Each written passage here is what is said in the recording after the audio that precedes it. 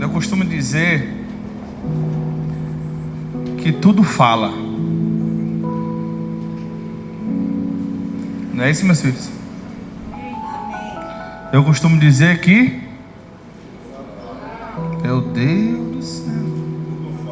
Trabalharam muito hoje? Tá cansado? Eu costumo dizer que... E enquanto o Blender estava trazendo a palavra da oferta, e isso eu já tenho observado há algum tempo, não sei se vocês observam isso, mas todas as vezes as primeiras pessoas a correr para trazer a oferta são as crianças. Me pergunta por quê, pastor? Por quê? Você já pensou? Você já parou para pensar por quê?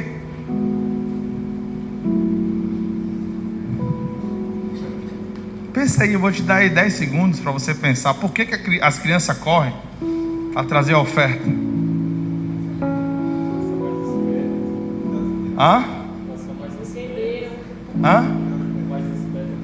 Poderia ser isso, mas não é. Eu só vou responder se vocês me perguntarem. Porque para ela não tem valor aquilo. E por não ter valor, ela não está presa a isso.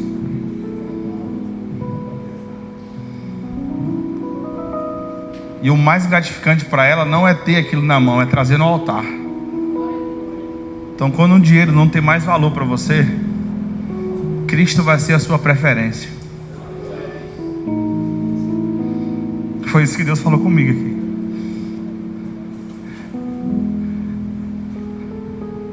Sua preferência vai ser Cristo quando isso valer menos que Ele. Ontem nós estávamos na sala de adoração aqui, e Emerson cantando louvor, uma parte que Deus deu para ele. Aí Deus trouxe uma palavra no meu coração, que quando Cristo, na verdade, quando Zaqueu chegou próximo de Cristo, a primeira coisa que ele fez é: tudo que eu tenho, ele está falando de dinheiro, eu vou dividir com os pobres. Ele está falando 50% das minhas ações, 50% de tudo que eu tenho, eu vou dar para os pobres. E eu vou melhorar, Jesus.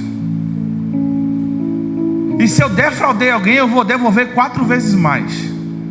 Nas entrelinhas, Zaqueu falou bem assim para Jesus: eu estou disposto a não ter nada, porque eu descobri nesse primeiro contato que o Senhor vale mais do que todas as coisas. Então você está preso ao dinheiro é porque Cristo ainda não é suficiente para você. Porque quando Cristo for suficiente para você, irmão, o dinheiro vai virar qualquer coisa, e Cristo vai ser a pessoa principal da sua vida. E quando Cristo começa a governar, agora você é o Senhor do dinheiro. E agora pronto, Ele já não te governa, Ele já não toma seu tempo, Ele já não toma a sua mente, Ele já não toma os seus dias. Vamos começar a entregar a Ele, cara. Vamos começar a colocar Cristo em primeiro lugar em nossas vidas. Esses dias eu conversei com Cristo. Cristo, o Senhor sabe que eu sou o seu banco aqui na terra, né? Eu só gerencio o seu dinheiro. Pode trazer, pode mandar. Sabe por que eu falo isso? Porque eu não retenho aquilo que Deus manda eu dar, cara. Eu não sou uma represa, eu sou um rio. Onde eu passo, eu tenho que deixar o rastro. Onde eu passo, eu preciso alimentar alguém. Aqui para nós, isso aqui não fala para ninguém, por favor. Se Cristo tivesse precisando de alguém para gerenciar o dinheiro dele, Ele te escolheria? Não responde para mim, pelo amor de Deus. Não responda para mim. Ele te escolheria, cara? Ele depositaria na tua conta R$1 milhão e Ele mandaria um zap para você dizendo: olha, você vai fazer isso, isso e isso, você só vai ser o agente, não vai ficar nada aí. Ele escolheria você? Não é isso que eu vou pregar não, tá? Vou pregar sobre outra coisa, mas é quando desce algo assim, eu preciso falar. Se você fez essa pergunta para você e identificou que Cristo não te escolheria, você precisa ressignificar algumas coisas. E uma das coisas é centralizar Ele na sua vida. Porque se Cristo não pode contar com você para depositar o dinheiro do reino em você, é porque o Deus não é Ele, é o dinheiro. Pesado, mas necessário.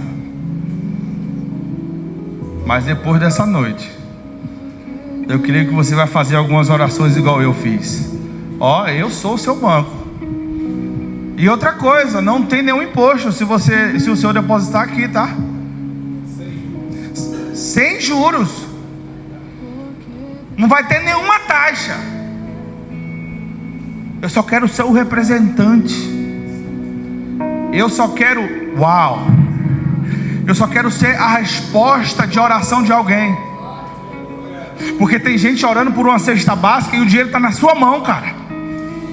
Só que você pensa que vai faltar. Você pensa que vai faltar. Como é que vai faltar, irmão? As aves não plantam. E ela come todo dia, irmão. Tu acha que não é mais valioso do que as aves do céu? Por favor, cara. Entenda esse negócio. Amém? Vamos para a palavra. Aleluia. Isso está indo para o YouTube. Glória a Deus. Versículo de número 10, capítulo número 4, verso 10 diz assim: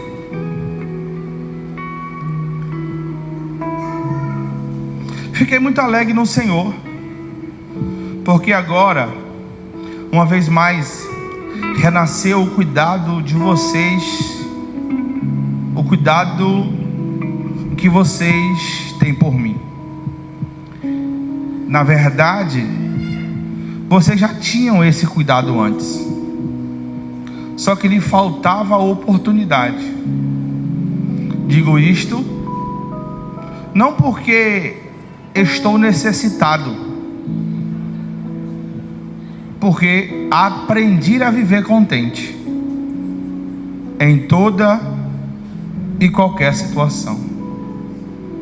Sei o que é estar passando necessidade, e sei também o que é ter em abundância. Aprendi o segredo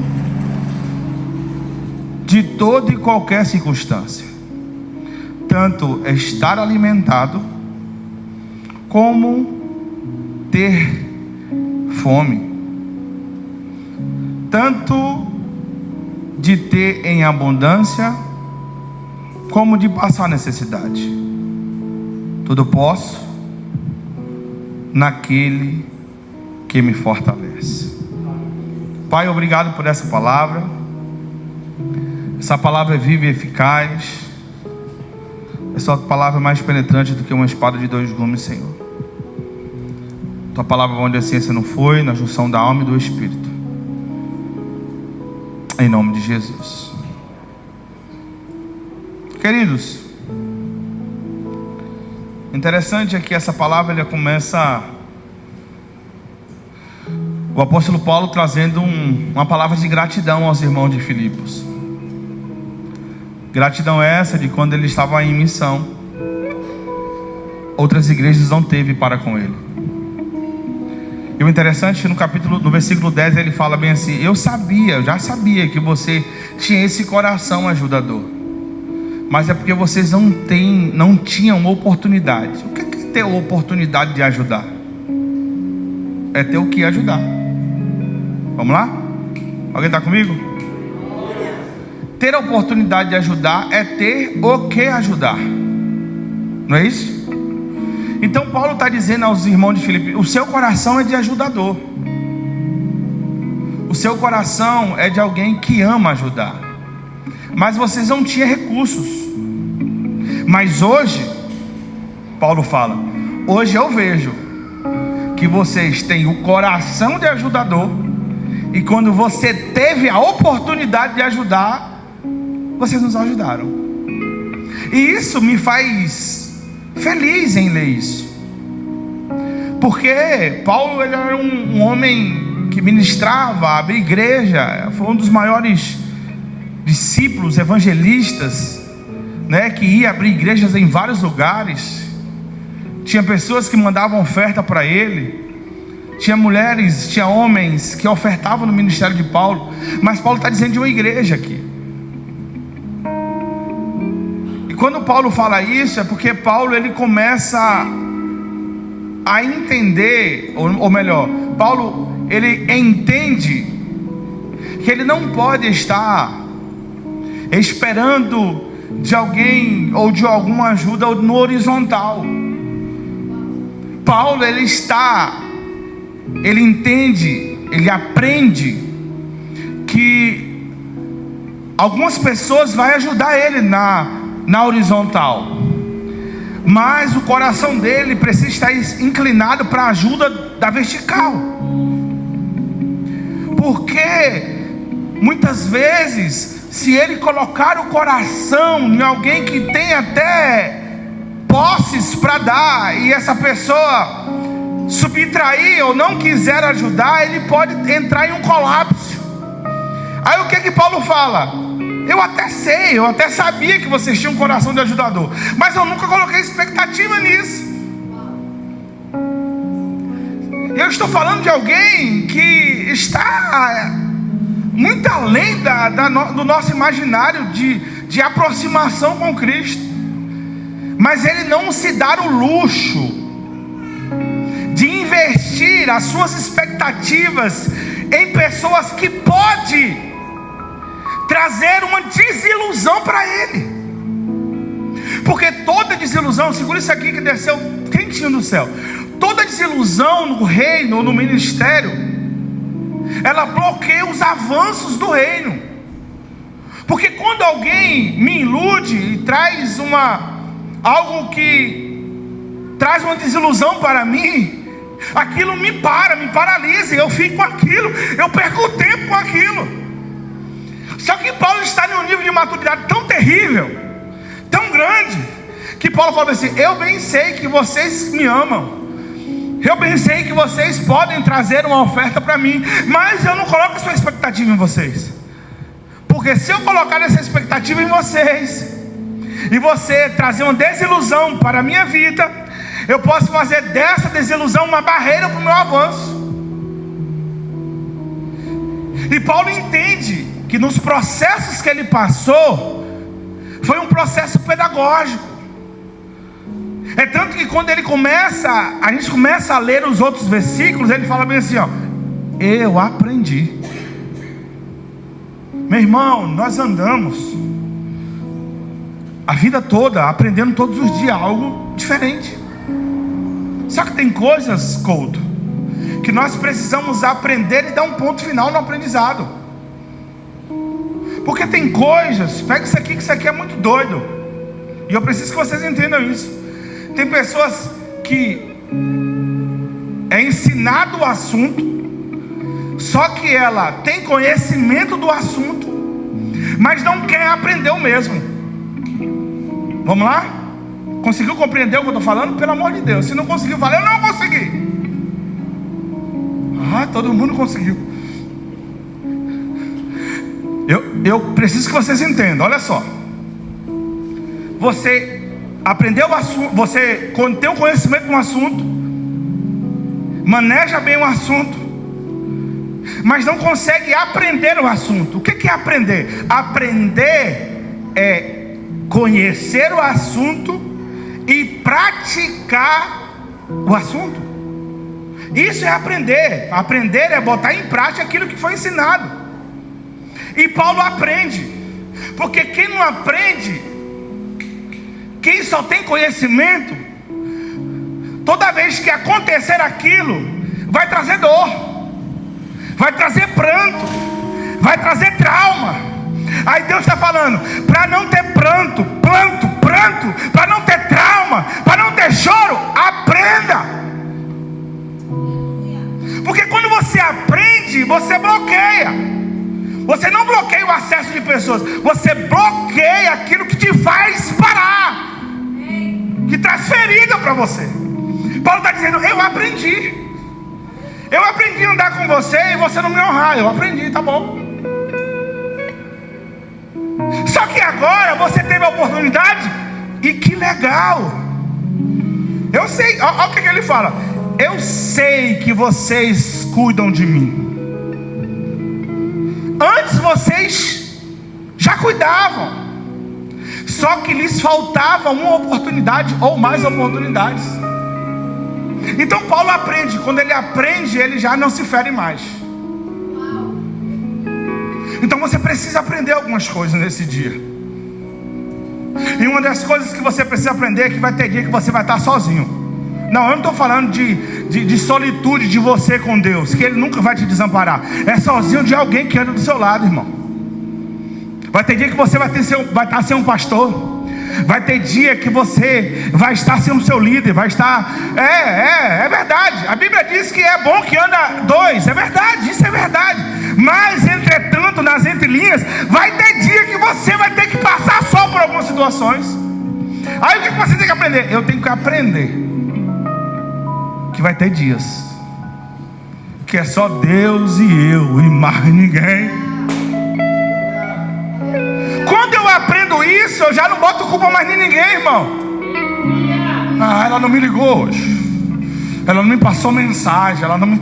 pelo amor de Deus. Aprende que um dia vai ser só. Aprende que um dia a mesa não vai estar com muita gente. Aprenda que vai ter um dia que você vai querer muito, o seu esposo vai dormir mais cedo. E não é porque ele não queria conversar com você, é porque é o dia da solitude. É o dia de só você e Deus e mais ninguém. Paulo aprende esse negócio. E lembra que eu falo que quando a gente aprende, a gente sai mais rápido da prova. Quando a gente aprende, a gente sai mais rápido da prova. Então vamos lá. Se Paulo aprende, olha o que Paulo diz. Eu digo isso porque, versículo 11, eu digo isso não porque eu estou necessitado. Quando ele fala, vocês estão comigo, gente? Eu estou falando um monte de coisa, não está acontecendo nada aí. Tá, né? Então tá. Se tá, tá. Ele diz: digo isso não porque eu estou necessitado, porque eu aprendi a viver contente. Isso aqui me encanta, cara. Não, viver contente me encanta. Viver contente me encanta. Contentamento tem muita ligação com descanso. E aqui para nós, consegue olhar para mim? E aqui para nós, se descansar fosse fácil, ele não era mandamento. Porque descansar não é fácil. Quando o pastor fala: a partir de hoje você vai descansar, aí você fala: o pastor está me perseguindo. Não, você vai descansar, mano. Lembra que Deus descansou? Alguém lembra? Ele descansou por quê que ele descansou? Porque ele estava cansado? A Bíblia diz que quando Deus faz tudo aquilo, né? Quando ele dá voz, quando ele fala haja luz e houve luz, quando ele fala para acontecer todos os nascimentos dos animais, tudo acontece. E quando você chega no sétimo dia, ele olha para aquilo e descansa. Esse descanso no original é um descanso de desfrute, de desfrutar daquilo que ele fez. Então toda vez que nós descansamos, nós estamos saboreando algo, nós estamos nos deleitando em algo.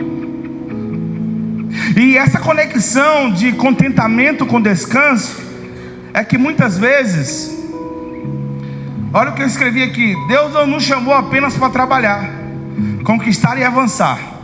Ele também nos chamou para descansar nele. E é verdade, cara. Eu sempre digo que o crente, ele tem 3 tipos de tempo. Fala comigo, 3 tipos de tempo. Tempo de estar com Jesus. Me ajuda. Tempo de estar com Jesus. Tempo de trabalhar para Jesus. E tempo de desfrutar daquilo que Jesus nos deu. Porque o descanso é tão difícil que você não consegue nem falar. Vamos lá. Tempo de desfrutar. Mais forte. Tempo de desfrutar. Hoje eu estou com paciência. Tempo de desfrutar daquilo que Ele já nos deu. Porque tem gente que pensa que trabalhar para Deus é estar com Deus. Não. Trabalhar com Deus, você está trabalhando para a obra dele. Estar com Deus é você estar conectado com Ele, no secreto, no tempo de oração.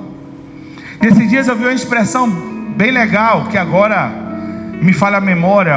O nome do homem até que é um nome bem difícil. E disse que esse homem estava orando. E esse homem chegou para o filho e falou bem assim: filho, eu vou entrar para o quarto de oração. E quando alguém ligar, aí você atende e fala bem assim: ó, o papai está conversando com Deus. E aí o filho: tá bom, papai. Aí ele entrou para o quarto, começou a orar, começou a clamar. Aí o telefone toca. Aí quando o telefone toca, ele corre lá no quarto, bota o ouvido assim. Aí vê o pai clamando. Aí ele corre no telefone e fala: oi, seu pai está aí? Aí ele diz: papai está conversando com Deus. Tá bom, outra hora eu ligo.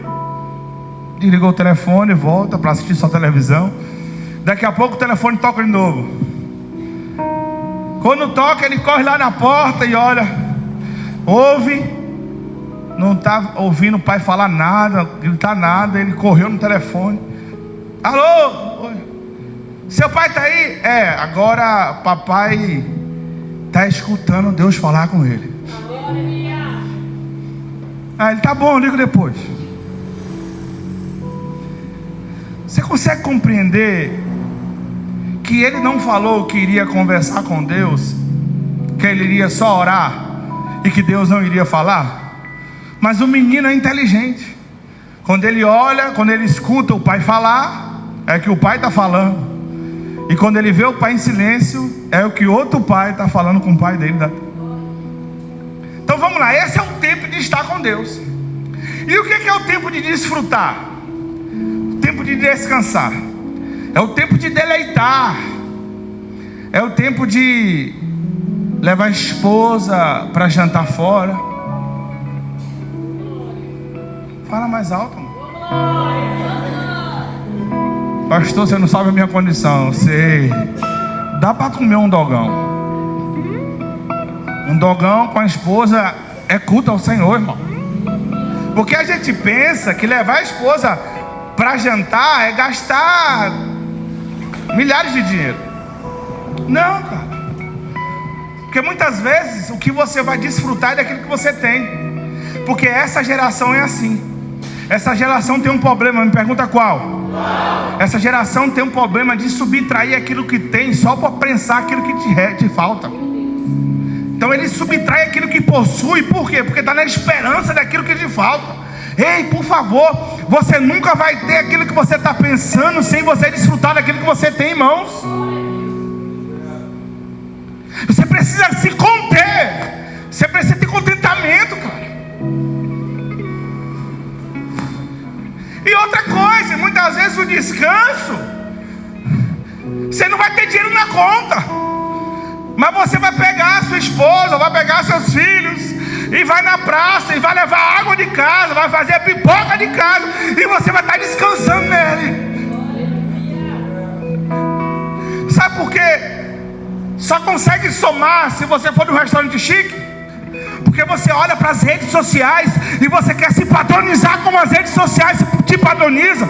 Mas quem tem que te padronizar é a Bíblia. Olha o que Paulo fala: eu aprendi a estar contente na necessidade, na escassez ou na abundância. Ei, para de querer padronizar a sua família pelas redes sociais. Você olha para a rede social, olha para a sua família e fala: Deus, o Senhor só está naquela casa. Eu conheço muita gente que é rico, lhe falta muita coisa, irmão. Eu conheço muita gente que tem muito dinheiro, mas não tem o que você tem. O quê? A paz que excede todo entendimento. Aquela paz que excede todo entendimento. A paz que excede todo entendimento. A paz que excede todo entendimento. A paz. Porque isso, a paz que excede todo entendimento. A Ele a glória.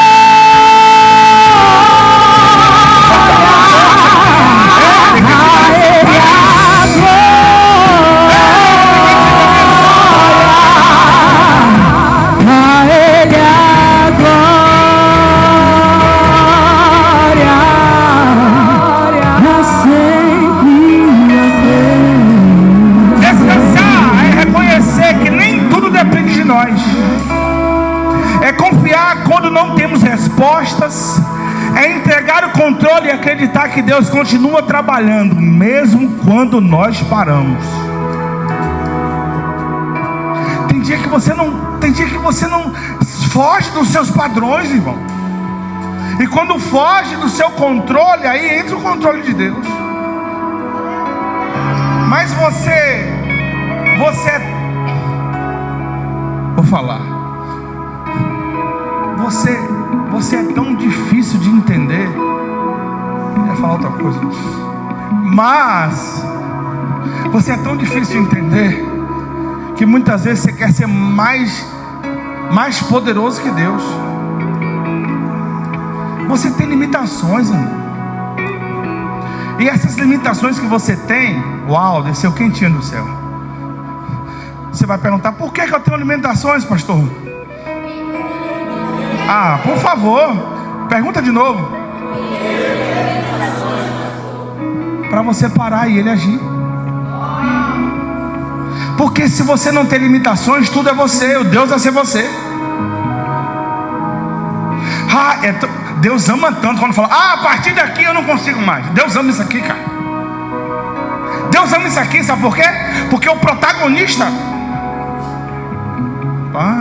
porque o protagonista da sua vida já não é mais você, já não é mais o seu intelecto, já não é mais o seu QI. O protagonista da sua vida agora é Ele que é o principal. E toda glória não vai ser para você, não vai ser para o vizinho, nem na direita, da esquerda. Toda glória vai ser para Ele. Esses dias eu estava conversando com a filha. Eu falei: filha, que loucura que aconteceu na sua vida. Ela: o que, pastor? Eu falei: muitas vezes você não vê. Não sei se você já viu aquela frase no rádio que fala bem assim: no rádio você não vê, mas enxerga tudo. Já ouviu isso? Já ouviu? No rádio você não vê, mas enxerga tudo. Não enxerga? Acontece isso em nossas vidas. Na fé você não vê, mas enxerga tudo. Esses dias eu estava conversando com a filha, e essa filha, ela falou: pastor, quando eu vim para essa plataforma, tudo mudou. Tudo mudou, a gente não tinha dinheiro, a gente mudou de casa, mudou de padrão. Deixa eu te falar uma coisa. Eu falei: ela: o quê? Eu falei: deixa eu te falar, você não conseguiu enxergar isso aqui. Ela: o quê? Eu falei: você comprou um carro sem ter dinheiro. Ela: como assim, pastor? Eu falei: o seu esposo agora tem um trabalho que tem um carro zero na porta, que ele é para você, para sua casa, para sua família. Ele é mimo, né, pastor? Falei: não saiu um centavo do seu bolso. E tem dia que troca até de spin para dust. Consegue compreender isso? Não saiu R$1 do bolso do cara para comprar um carro. Aí Deus deu um trabalho que vai sustentar a casa, a família, as roupas, os filhos, e ainda vai dar um carro. De que é o brinde? Sem manutenção. Quem abastece é a empresa, irmão. Você não está aqui não, cara. Sabe o que é isso? É descansar e esperar que Deus vai fazer. E outra coisa, se você aguentar, você pode até fazer um bico de táxi com ele à noite. Não, você não está aqui. Você não está aqui comigo. Isso é descansar no Senhor. É descansar e entender que as circunstâncias tá dando tudo, tá tudo para dar ruim. Aí vai vir um emprego que vai trazer a solução. Para quê? Para tudo aquilo que você precisa. Deus, ele é tão especialista. Isso aqui desceu agora, viu, Neto?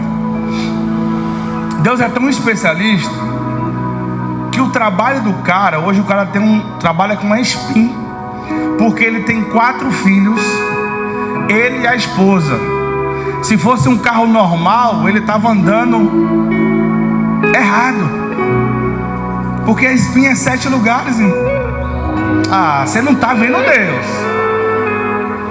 Se fosse um carro normal, ele ia estar sendo imprudente. O que vem de Deus não traz imprudência, cara. Ah, você não está aqui comigo.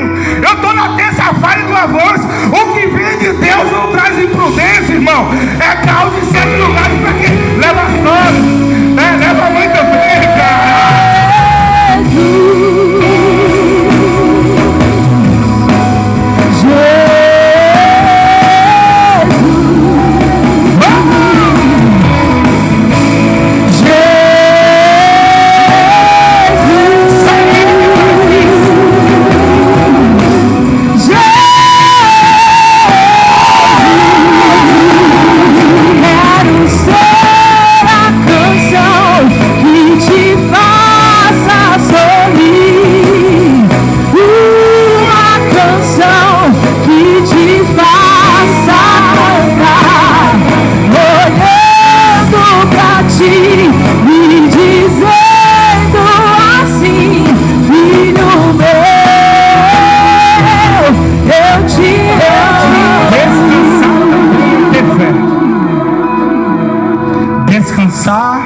Também é ter fé, porque quem descansa em Deus declara: eu sei que o Senhor está cuidando de tudo aquilo que eu não consigo controlar.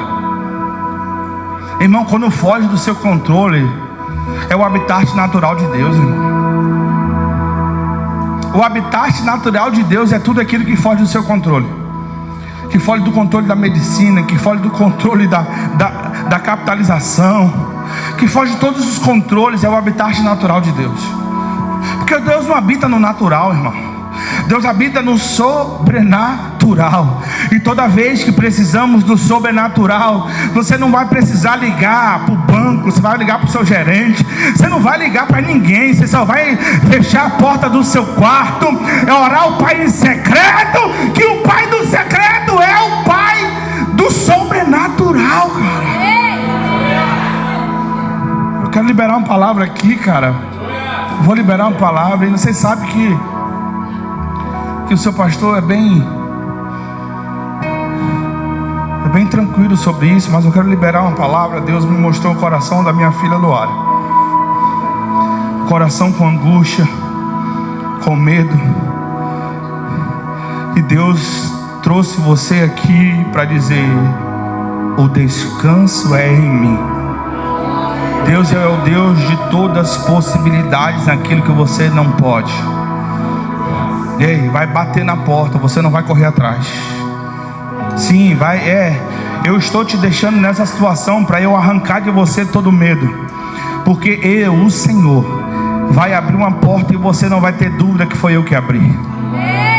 Porque todas as portas que foram abertas foi por ajuda dos homens, e isso não é ruim, mas existe uma porta customizada para você, no seu DNA, que vai ser Ele mesmo que vai abrir. e todos vão ter que ver que foi Ele que abriu essa porta. Prepare o culto de ação de graça. A geografia que você estabelecer a planta dos seus pés, você vai ser honrada, para a honra e glória do nome de Jesus. Salmo 46, verso 10 diz: acaitai-vos e saber que eu sou Deus. Aquieta é calma. Calma, cara. Ah, não, eu atiro aqui, para, cara. Para. Espera. Porque o ruim de ter várias portas abertas é não saber qual foi a que Deus abriu. E a palavra de Deus diz: eu colocarei uma porta diante de ti. Uma. Por que uma? Para você não ter dúvida que foi Ele que abriu, cara. Eu sei que o mundo é o mundo dos negócios. Eu sei que muitas possibilidades podem acontecer com o nome limpo, né? Mas tem coisas, irmãos, que tem o DNA de Deus. E quando é de Deus, não tem sombra de variação, não tem sombra de dúvidas.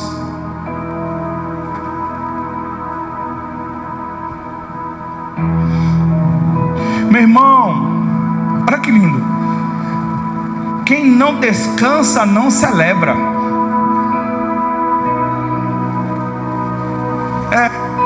Quem não celebra não entende o que é prosperidade. Prosperidade, sabe o que é? Me pergunta o que, pastor? Prosperidade é fazer festa no deserto. Prosperidade é estar contente em toda e qualquer situação, não importa o que venha. Porque todo mundo pensa que prosperidade é a ausência de necessidade. Claro que não. Você sempre estará precisando de algo. Tem muitos ricos, muitos milionários necessitando de alguma coisa, porque nem tudo é dinheiro, irmão. Tem gente que está tem gente que está com 1 milhão na conta e está precisando de um abraço que só o acolhimento dessa casa tem.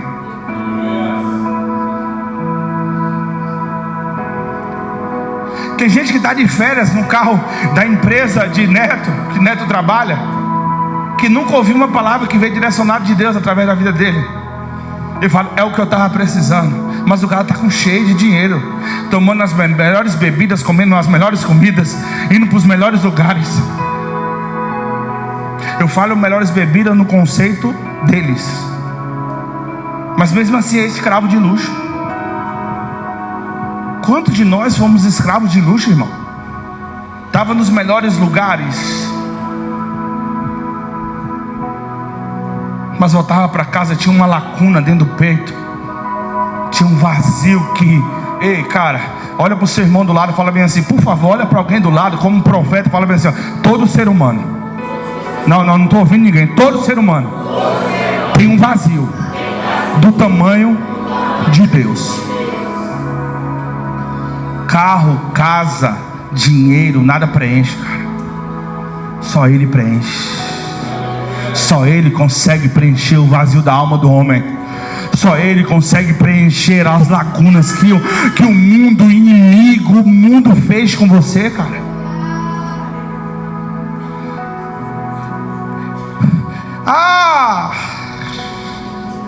Paulo diz: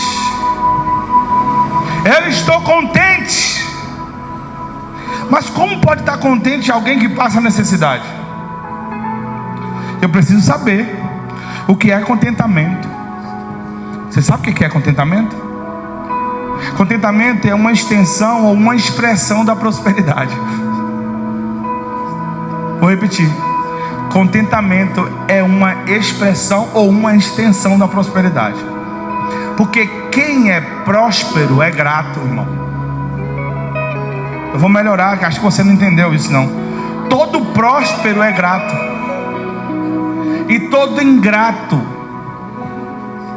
não conheceu a prosperidade. Todo ingrato não conheceu a prosperidade. Filhos, vou repetir: todo ingrato não conheceu a prosperidade. Todo ingrato não conheceu a prosperidade.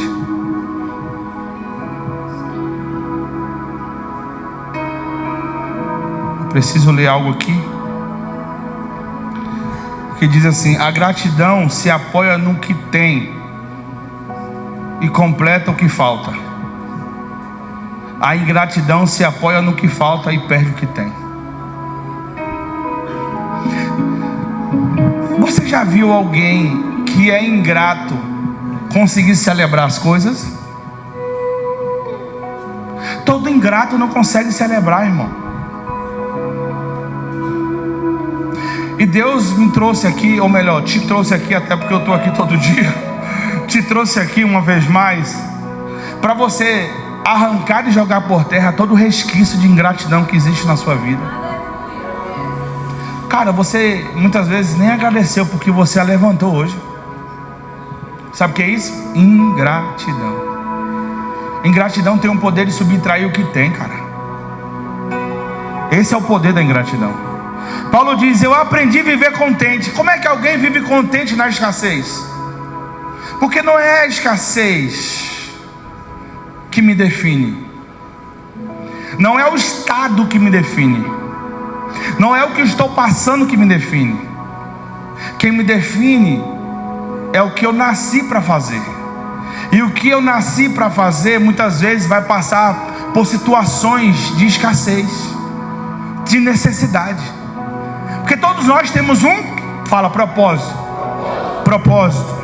Se nós temos um propósito, para todo cumprimento de propósito tem um processo. E todo processo esconde algumas necessidades. Se nós pensarmos que só porque nós adoramos ao nosso Deus, nós não iremos passar por escassez, é loucura. Não, nós iremos passar por situações difíceis. Até porque Jesus declarou que iríamos passar por algumas aflições. Mas o mesmo versículo ele diz: mas tem de bom ânimo, porque eu. Aí você fala: ah, mas é fácil ele vencer, porque eu venci o mundo. Ah, mas é fácil Jesus vencer, porque ele é Deus. Mas ele também falou que nós iríamos fazer coisas maiores do que ele. Então, se ele falou que nós iríamos fazer coisas maiores do que ele, ele já colocou dentro, já depositou dentro de nós um contentamento para entender os momentos que estamos passando de necessidade. Porque quem celebra na necessidade traz a existência do futuro para o presente. Por quê? Porque se Deus falou que nós iríamos vencer a necessidade, a vitória está lá no futuro. Então contentamento atrai o futuro para o presente. Ah, parece que vocês não estão entendendo o que eu estou falando.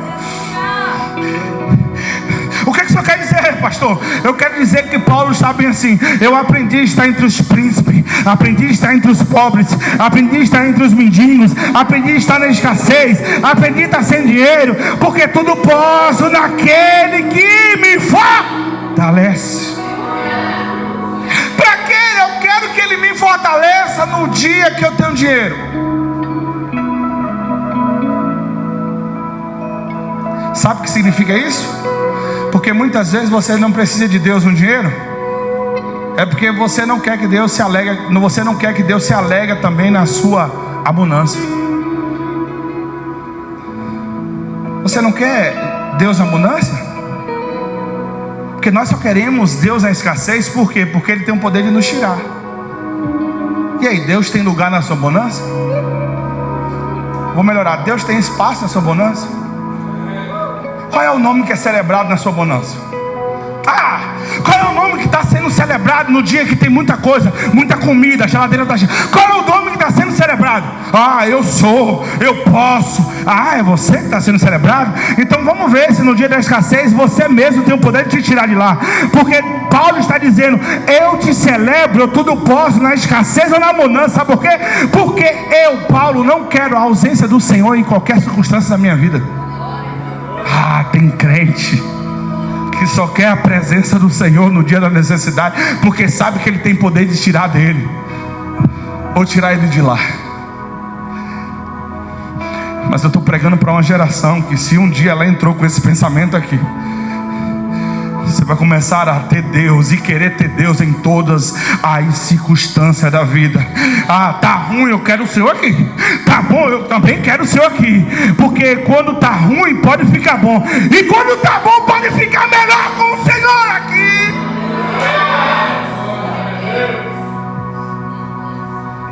Mas como pode ficar melhor aquilo que já está bom? Se um dia eu ouvi uma expressão divina escrita na Bíblia dizendo que nós seremos mais do que vencedores. O que é mais do que vencedor, irmão?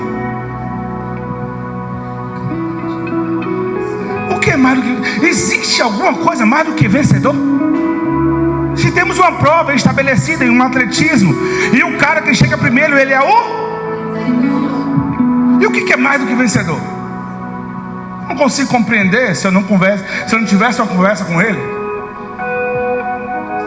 Pai, então, pastor, então o senhor quer dizer que tem muitas perguntas sem resposta, porque eu estou tendo conexão? Sim, porque toda vez que você tem uma conexão com ele, ele vai te responder algumas perguntas, ele vai te dar algumas respostas. E sabe o que é mais do que vencedor? Ah, você não quer saber. Mais do que vencedor é entrar na prova sabendo que eu vou ganhar. Isso não é soberba, é ser mais do que vencedor, irmão. Tem alguém melhor do que eu vou vencer. Chega no final, estou terceiro, eu venci. Por quê? Porque eu sou mais do que vencedor. Ah, você tem que viver dentro desse parâmetro. Não é nessa bolha, é nessa plataforma, dizendo: se eu estou em terceiro, segundo, primeiro, eu sou mais do que vencedor. Porque a situação não define quem eu sou. Quem define quem eu sou é meu propósito.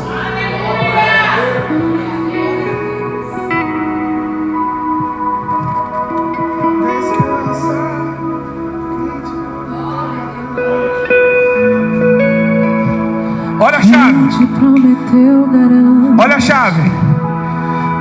Contentamento é algo que se aprende. Porque Paulo falou que ele aprendeu a estar contente. Eu posso todas as coisas naquele que me fortalece. A gente só pode todas as coisas se tivermos contente. Você já viu algum triste tomar posse de alguma coisa, irmão? Você já viu algum crente da cara feia tomar posse de alguma coisa? Porque os crentes de hoje em dia pensam que cara feia é sinônimo de santidade. Cara feia é sinônimo de cara feia, de gente amarga, irmão. E crente que é amargo é difamador do evangelho. Porque evangelho é para pessoas felizes. Tá difícil, estou sorrindo. Por quê? Porque eu descanso nele. E toda vez que eu descanso nele, irmão, você não tem noção do que acontece. Ele fala bem assim: se o meu filho está descansando em mim, ele está me dando o controle da vida dele. Portanto, descansa. Portanto, descansa. Portanto, descansa. Descansa. Quem te prometeu garante. Descansa, esse mal não é pra morte. Descansa, sou eu. Estou te tocando. Já tenho a sua vitória. Só precisa descansar. Descansa, quem te prometeu garante. Descansa, esse mal não é pra morte. Descansa, sou eu que estou tocando agora. Já tenho a sua vitória. Só precisa descansar. O que é contentamento? Contentamento é a capacidade de estar em paz e grato com Deus. Vou repetir. O que é contentamento? Contentamento é a capacidade de estar em paz e grato com aquilo que Deus já colocou em nossas mãos. sem deixar de sonhar com aquilo que ainda virá. Vamos lá? Estar contente é ser grato pelo aquilo que já está em nossas mãos, mas não deixando de sonhar com aquilo que ainda pode vir.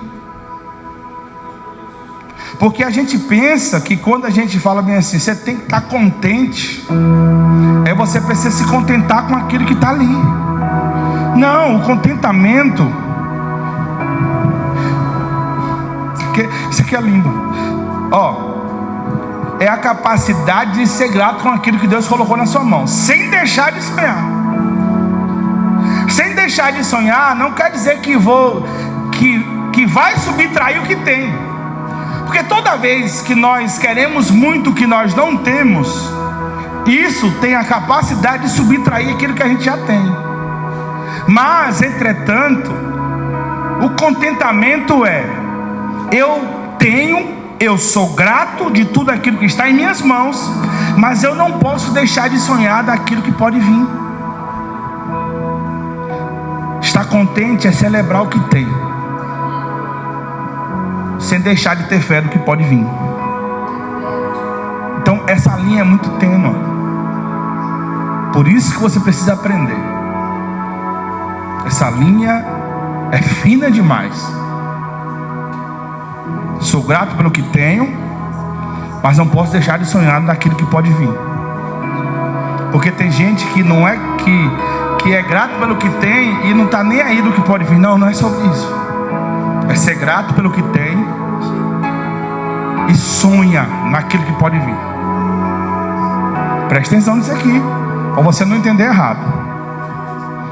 Contentamento não significa acomodação, é confiar em Deus enquanto avançamos. É poder dizer: Senhor, eu ainda quero crescer, eu ainda quero conquistar, eu ainda quero avançar, mas a minha alegria não depende do que não tenho. Eu já sou alegre naquilo que eu tenho. Eu quero avançar, eu quero crescer, eu quero ter empresas, eu quero ter filiais, mas eu sou contente no que tenho. O mal dessa geração é que ela não consegue ser grata pelo que tem, aí ela subtrai o que tem.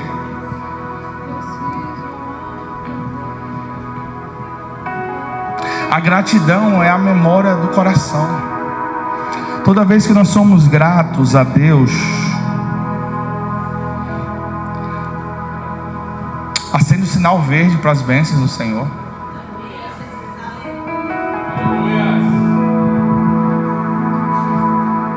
Há mais ou menos 1 ano e meio atrás, eu estava aqui e nós fizemos um período de oração sobre gratidão. Cara, antes de ter, seja grato. Antes de se realizar, faça culto de ação de graça.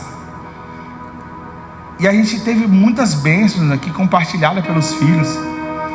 E uma das bênçãos foi assim: o primeiro dia a gente orou aqui e tal, eu estava aqui chorando e tal.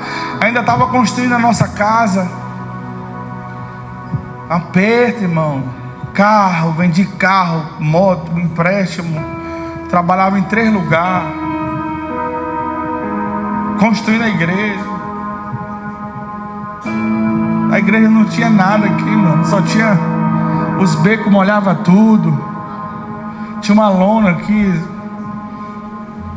só os raízes, sabe? Tinha lona que quando chovia eu saía de casa correndo para botar lona nisso aqui tudo, para não molhar. E correndo mesmo, porque não tinha nem carro nem moto. Aí na hora que eu levanto aqui, aí Deus falou bem assim: como é que você vai pregar sem estar vivendo? Eu falei: como assim? Ele está falando de gratidão, está falando para dar cuidação de graça.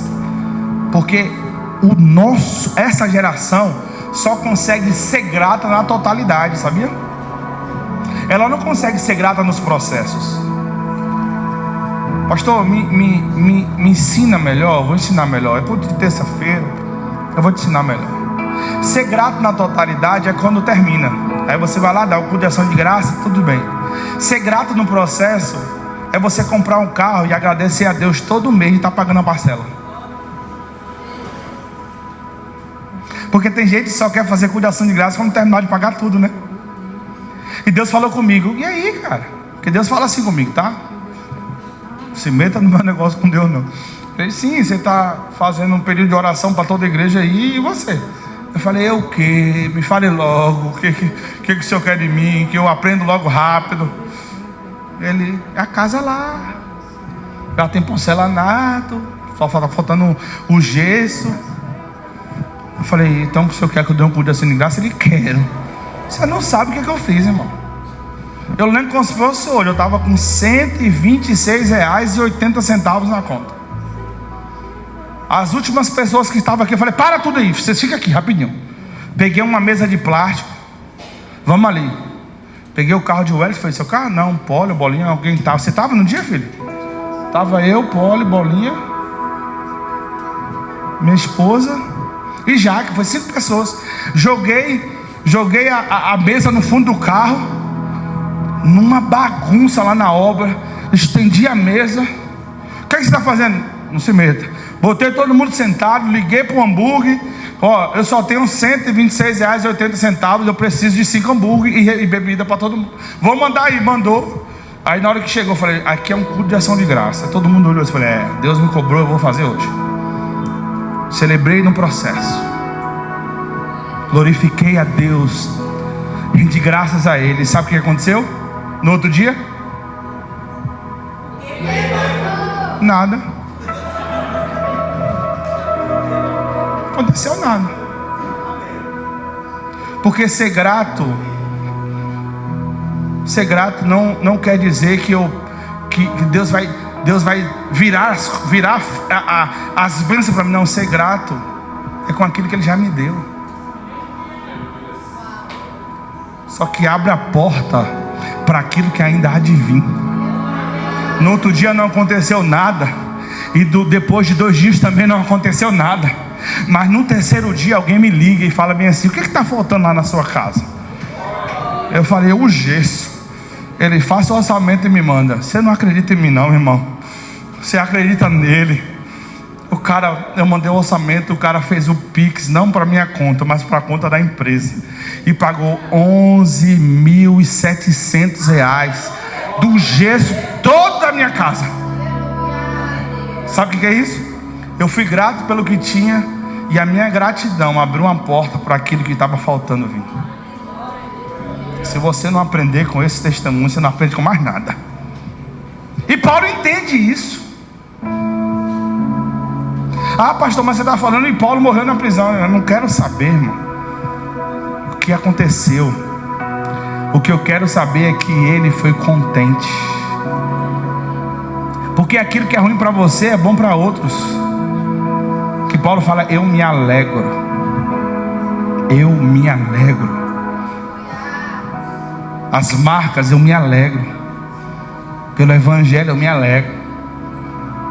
Ah, pastor, foi tão feia o final da vida de Paulo, mas até hoje ele está alimentando pessoas. Você quer deixar um legado ou você quer deixar só uma história? Quem deixa legado é feito com cicatrizes, irmão. Legado não é feito com tapinha nas costas. Legado é feito com cicatrizes. É tanto, olha aqui para mim que eu já estou encerrando. É tanto que quando nós chegarmos lá no céu, quem vai? 3 pessoas. Quem vai para o céu? Quando a gente chegar lá no céu, a gente vai encontrar com quem? Fala com Ele. Ele não vai nos entregar um currículo. Sabe por que Ele não vai nos entregar currículo? Porque Ele vai nos entregar cicatrizes. Nós vamos ver a mão dele furada, e essa cicatriz foi para resgatar eu e você. E por isso que eu estou falando. O que o senhor está falando, pastor? Eu estou falando que muitas vezes vai ter cicatrizes em sua vida para você resgatar alguém da sua família, alguém da sua casa, alguém do seu ciclo de amizade. Seja contente com ele, cara. Seja contente.